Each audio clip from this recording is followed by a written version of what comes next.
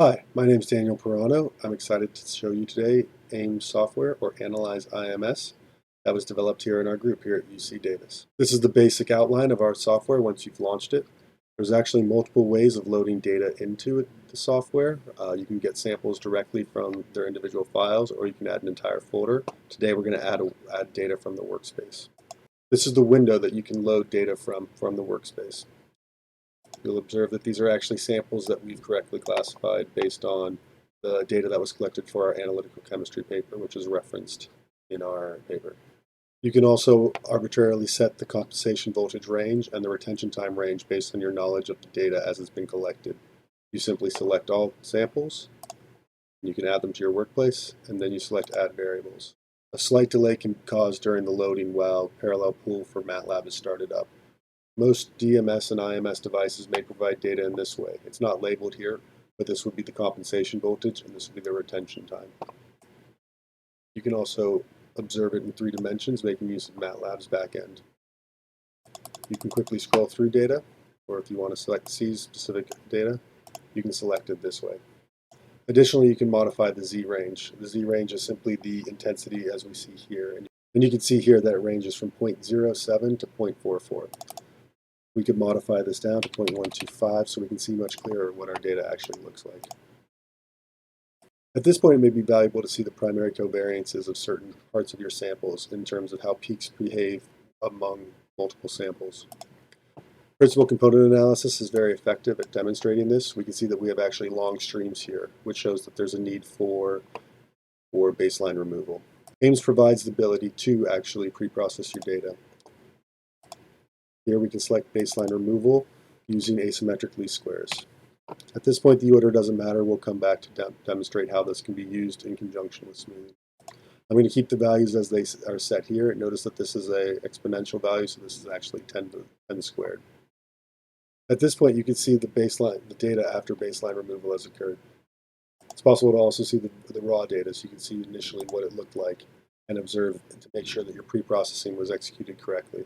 At this point, we can rerun PCA, Principal Component Analysis, and observe how the data looks.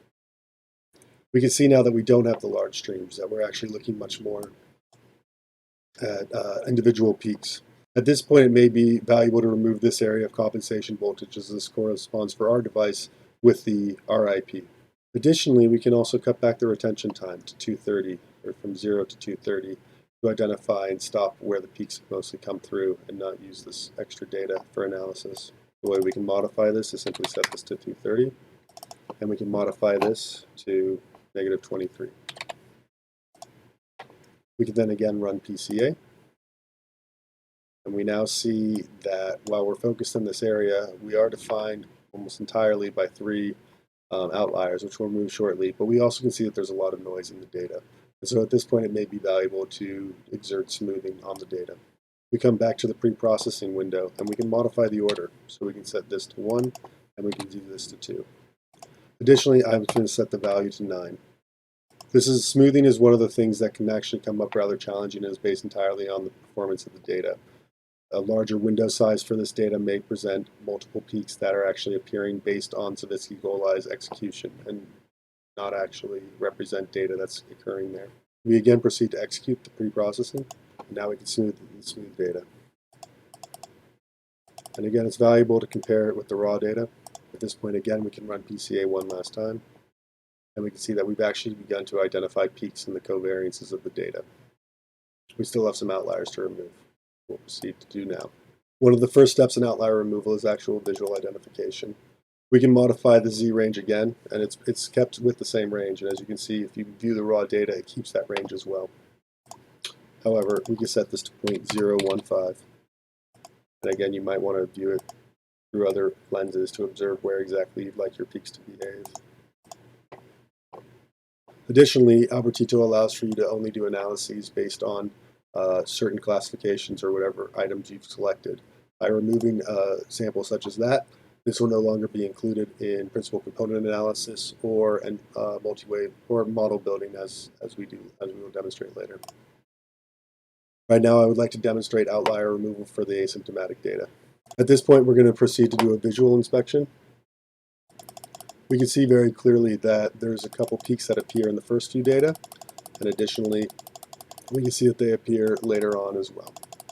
And that appears to be the majority of visually observed differences that are occurring within certain within this classification of data. And so, because of this, I can remove sample 1, sample 2. I'm going to keep sample 3. I'm going to remove sample 14, sample 15, sample 16. At this point, our samples appear to be visually similar to each other, and so we're going to proceed to do PCA. For the most part, we appear to have some rather good grouping here. It appears that these samples are not as strongly correlated, and they vary on both the first principal component as well as the second principal component. And so I'm going to proceed to remove samples 3, 4, and 5, which is associated with the numbers right here, 3, 4, and 5. I'm going to rerun PCA. Now we still actually have samples that have been identified as outside, but they do not, it's not along the first principal component, it's along the second principal component.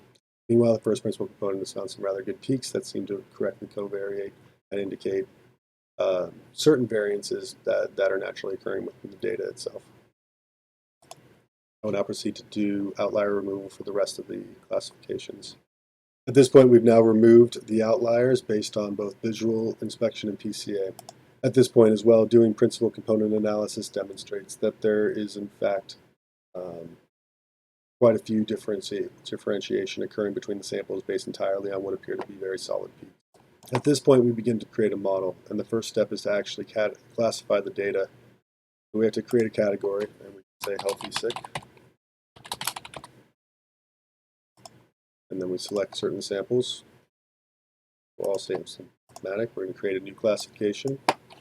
We call it sick, identify healthy, and finally, we can now use our previously created classification, identify sick. I'm also going to add a new category. This will define the specific level of infection. And now you can see at this point that we also have a new category with classifications for asymptomatic, healthy, and mild. At this point, we're now going to build the model.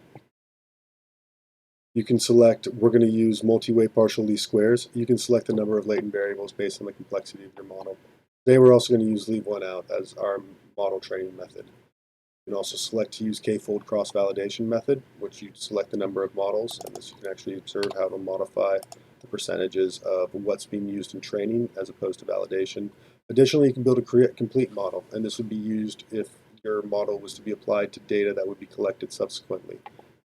So this will actually be inappropriate for analysis within the data itself, as every single sample will be used in the training models, as opposed to leave one out where every single sample will have a complete model built using all the rest of the samples for the analysis. Once the model is completed, you can now see the output as predicted for each of the classifications within each category. You can define which category you'd like to go with based on this drop down here, and you can pick the prediction method as defined in our paper. For instance, loose largest value shows that for the differentiation between healthy and sick, the model is extremely accurate.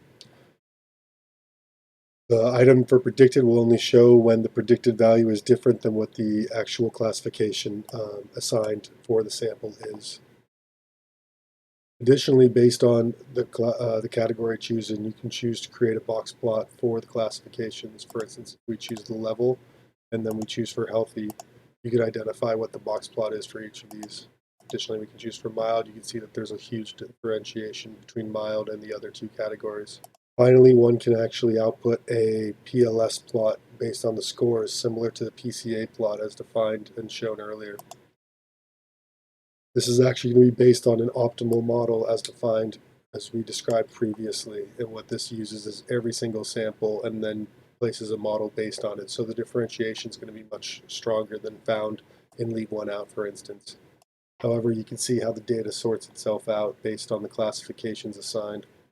You can also see loadings defined by the MPLS model and identify peaks of interest. This has been a demonstration of the AIMS software. I really appreciate you watching this, and I hope you find an ability to use this in your research. Thank you very much. Please forward any questions to Christina Davis at cedavis@ucdavis.edu.